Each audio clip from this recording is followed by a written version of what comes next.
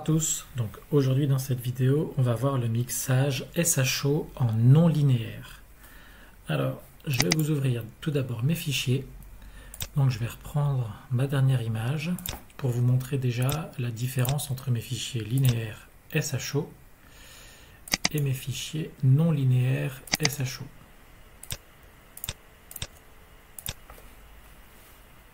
Voilà, alors je vais vous faire un petit comparatif de tout. Le fichier H, voilà à quoi il ressemble en linéaire ici sur votre gauche, voyez, voilà, et en non linéaire ici sur la droite. Donc à chaque fois, pour chaque étape, si vous voulez, au niveau de mes process icônes, qu'est-ce que j'ai fait? J'ai fait tout d'abord une extraction de gradient s'il y en avait, derrière retrait de halo, mais là il n'y en avait pas spécifiquement, une réduction de bruit à l'aide de TGV et en linéaire après, soit avec MMT, soit avec, avec MLT, et une petite déconvolution. Voilà ce que je fais en général dans mon traitement linéaire, puis après je le passe en non linéaire, en faisant attention en fait au niveau des courbes à chaque fois, qu'au niveau de mon fond de ciel, donc il faut trouver un petit bout en fait au niveau du fond de ciel ici, je sois pas trop sombre non plus. Et j'essaie d'équilibrer en fait au niveau de mon fond de ciel avec les trois différentes couches. Donc voilà pour vous montrer pour la couche H, celle-là je ne vais pas en avoir besoin. Pour ma couche O, voilà ce que ça donne. Ici, je vais vous mettre le O à droite. Donc le fichier linéaire à gauche, le fichier non linéaire à droite. Voilà. Tac. Que je suis venu booster un petit peu pour avoir un poil un petit peu plus de signal, notamment au niveau de cette petite nébuleuse et ici à ce niveau-là. Voilà. Et pour la dernière, le S, voilà ce que donne le fichier non linéaire. Et voilà ce que donne le fichier ici linéaire. Voilà. Tac. Donc voilà comment j'ai obtenu mes fichiers SHO non linéaires. Alors, je vais tous les rouvrir pour une simple bonne raison, c'est que mes formules sont faites en SHO directement, au lieu de changer. Voilà. Donc voilà mes trois fichiers, S, O et H. Je viens les mettre là-haut. Alors, tout d'abord, je tiens à dire que par rapport au mixage que je vais vous proposer, c'est pas la référence au niveau du mixage. Il n'y a aucune référence au niveau des mixages SHO. La principale des choses, c'est que ça vous plaise, que vous fassiez quelque chose que vous trouviez joli. Effectivement, souvent le SHO, vous avez des couleurs cuivrées, jaunes et plus ou moins bleues, vertes. Là, dites-vous qu'il n'y a pas forcément de référence en colorimétrie, il n'y a pas de formule miracle non plus. On dit SHO par rapport au filtre, ça ne veut pas forcément dire que vous êtes obligé de faire S dans le rouge, H dans le vert et puis O dans le bleu. Vous pouvez employer des formules un petit peu plus complexes. Je vais vous montrer donc quelques formules complexes que Baptiste avait faites qui sont juste excellentes. Donc vous voyez, en mixage SHO, il avait quasiment 10 formules déjà. Donc vous aviez la formule de base ici en SHO, et après vous aviez les différentes formules où vous mettez un petit peu de H dans le S, vous mettez un petit peu de O, etc. dans le G, etc. Alors moi je vais vous montrer ma formule, on va dire. Alors je ne vous cache pas que c'est pas moi qui l'ai inventé, même si c'est un mix en fait entre plusieurs formules. Donc vous ne la retrouverez pas ailleurs, mais c'est pas moi spécifiquement qui l'ai inventé, c'est un mix de plusieurs formules que j'ai regroupées en une seule. Donc voilà ce que donne au niveau de ma formule SHO. Voilà ce que ça donne.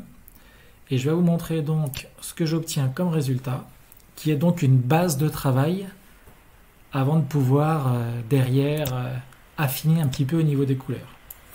Donc voilà ce que ça donne au niveau de ma base de travail. Vous voyez, je vais vous montrer juste la différence entre une formule toute simple SHO Voilà ici ce qu'une formule SHO aurait donné. Voilà. Vous voyez, c'est quand même différent. Vous avez déjà des teintes qui commencent à ressortir un petit peu par rapport au vert ici qui est quand même très très présent et des étoiles assez violettes.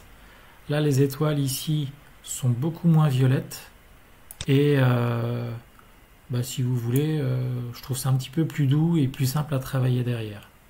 Voilà. Donc on va partir de cette base-là. Une fois que vous avez parti sur cette base-là, si vous voulez, je me suis fait tout un petit laïus pour savoir un petit peu comment faire. Alors donc là, j'utilise la combinaison entre Pix et Photoshop. Donc la première chose à faire, c'est d'enregistrer cette image sous Photoshop, en TIFF 16 bits pour pouvoir l'ouvrir sous Photoshop. Donc voilà, je l'ai enregistré en TIFF. Je peux fermer. Je viens ouvrir mon image pour Photoshop. Donc voilà ce que donne mon image SHO avec la formule. Au niveau des étoiles, éventuellement, hop, attendez, je vais attendre que Photoshop s'ouvre. Voilà. Au niveau des étoiles, éventuellement, là, on peut déjà supprimer pour le peu de vert qu'il y a. Donc en faisant CTRL-I et suppression de la couleur verte, vous pouvez déjà supprimer les éventuels halos qu'il peut y avoir. Effectivement, c'est peut-être un petit peu mieux. Je vais supprimer celle-là. Je vais enregistrer celle-là à la place. Du coup, celle-là, on va la mettre à la poubelle. Voilà. Et j'enregistre celle-là en TIFF, la nouvelle. Donc n'oubliez pas de cocher 16 bits. Hein. Donc là, je suis juste venu faire un CTRL-I pour inverser, suppression de la dominante verte, et re-CTRL-I pour avoir mon image.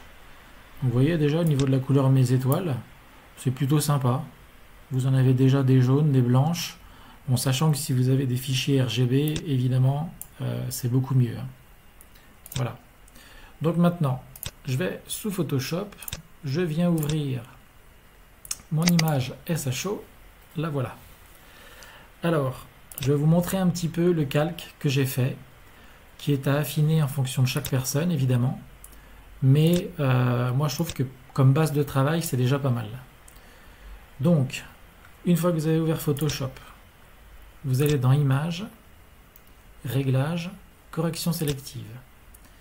Une fois que vous êtes ici, vous commencez d'abord par le vert. Et là, vous supprimez 100% du cyan et environ ici 50% au niveau du magenta. Mince, moins 50 hein, au niveau du magenta. Ensuite, au niveau du jaune, 100% du cyan aussi. Et là, vous augmentez de 50. Voilà. Et au niveau du bleu ou du cyan, vous allez diminuer ici à hauteur de... j'ai oublié de mettre aperçu, pardon. Vous allez diminuer le jaune à hauteur de moins 100. Donc, vous voyez ce que ça donne avant, après. Vous voyez, vous avez déjà un aperçu, c'est déjà pas mal.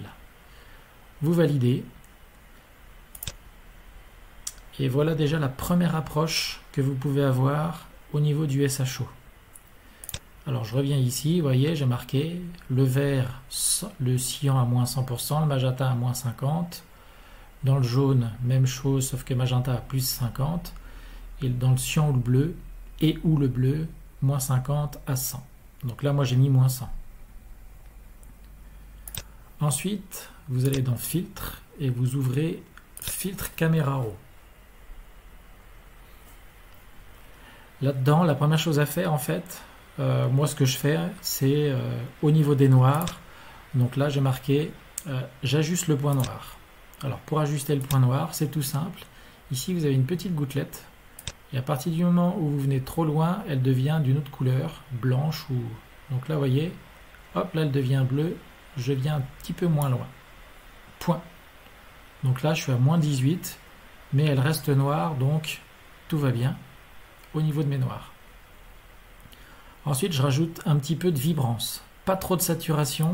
Ça, je préfère le faire plus sur la fin. Donc là, allez, j'en mets une trentaine environ. Alors, c'est à vous de regarder un petit peu ce qui vous plaît. Et la saturation après. Donc là, pas beaucoup. On va en mettre que 6. On verra après ce qu'on rajoute au fur et à mesure. Une fois qu'on a fait ça, vous allez ici sur TSI niveau de gris. Et là, vous allez pouvoir venir affiner un petit peu au niveau des couleurs, à savoir qu'est-ce que vous voulez garder ou pas garder, ou qu'est-ce que vous voulez accentuer. Donc c'est pas mal fait parce que vous pouvez soit varier un petit peu la teinte, augmenter la saturation spécifique d'une couleur, et pareil, augmenter la luminance spécifique au niveau d'une seule couleur. Donc là, au niveau de la teinte, par exemple, au niveau des rouges, alors vous pouvez augmenter, diminuer, voir ce que ça donne. Là, vous voyez, au niveau des rouges, ça fait rien du tout. Donc autant vous dire que ça sert à rien de jouer sur ce curseur. Par contre, au niveau des oranges, là, vous voyez, au niveau de mon fond de ciel là-haut, on voit que ça augmente pas mal. Là, ça va vers le rouge, et là, donc vers le jaune. Moi, je préfère que ça aille légèrement vers le rouge. Donc voilà, par exemple, un petit -10. Au niveau des jaunes, vous voyez ce que ça change au niveau des couleurs. Donc là, pareil, très léger. Moi, j'ai envie que ça reste jaune. Par contre, ce que je vais faire, c'est que je vais augmenter ma saturation sur les jaunes. Voilà. Je vais augmenter légèrement la saturation sur les jaunes. Donc voilà pourquoi je vous dis d'y aller doucement au niveau de la saturation sur les autres. Au niveau des oranges, on peut augmenter un petit peu. Allez, 10. Alors, faut pas avoir la main trop lourde. Vous verrez pourquoi derrière, parce qu'on va y retoucher encore quand on ajoutera la luminance. Et enfin, au niveau des bleus, alors à vous de voir si, donc là, vous voyez turquoise bleu. Est-ce que là, ici, ça joue? Oui, ça joue. Est-ce que vous voulez rester dans le bleu? Écoutez, moi, mon bleu, je le trouve pas trop mal. Donc, je vais le laisser ici.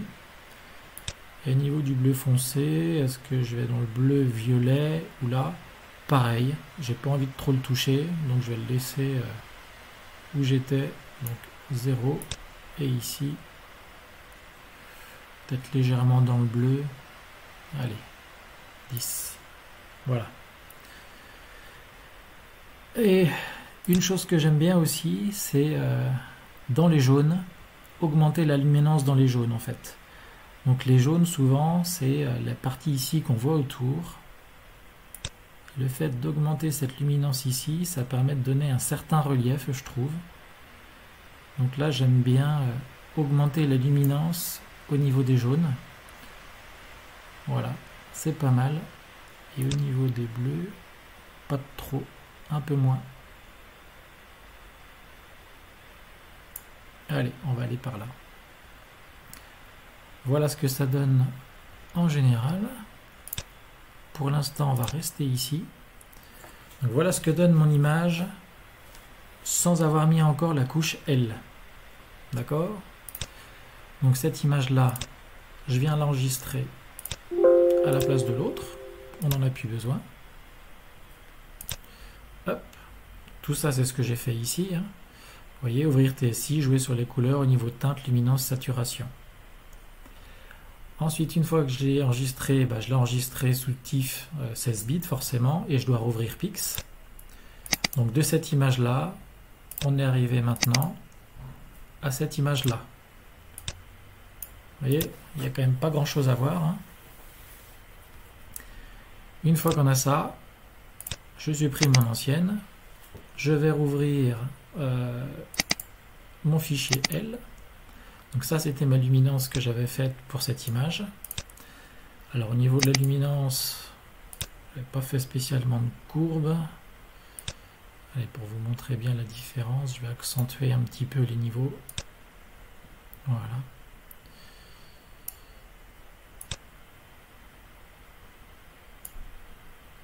Voilà.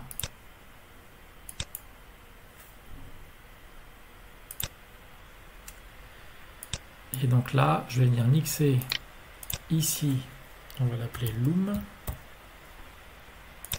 dans ma SHO. Voilà. Donc vous pouvez utiliser le process que vous voulez. Moi j'utilise LRGB combinaison. Ici je mets la loom. Ah, j'ai oublié quelque chose. Avant de faire ça, étape importante, quand vous avez ouvert Photoshop, il se peut que vous ayez voilà, du bruit de chrominance. Donc il ne faut pas oublier de faire un petit peu de débruitage au niveau de la chrominance.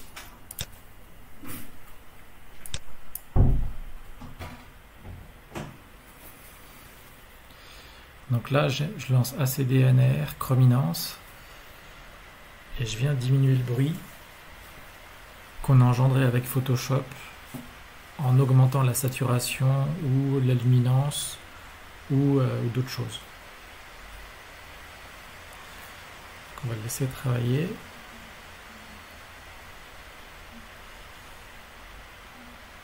Tout ce que vous faites en amont en fait sur votre couche couleur, ça permettra d'éviter de le faire derrière sur la couche finale, ce qui permettra quand même d'avoir une image beaucoup plus propre. Donc voilà ce que donne la couche couleur que je vais donc maintenant mixer avec la luminance. Et je viens rentrer le fichier Loom à l'intérieur de celle-là. Alors n'oubliez pas à chaque fois d'enregistrer les étapes de votre travail pour éviter éventuellement de perdre des données. Donc là voilà, j'ai rentré ma luminance ici et une fois que j'ai fait ça, on voit que j'ai perdu quand même un petit peu en luminosité. Donc à nous de refaire après les courbes ici. Alors voilà les courbes. Et là, donc, vous allez sur C et vous pouvez venir augmenter un petit peu la courbe C ainsi que la courbe S un petit peu moins. Sinon, vous allez vous retrouver comme Carlo. Voilà. Un petit peu moins de S. Alors, vous pouvez faire des courbes en S, hein, évidemment. Bah écoutez, là pour l'instant ce résultat là est pas trop mal.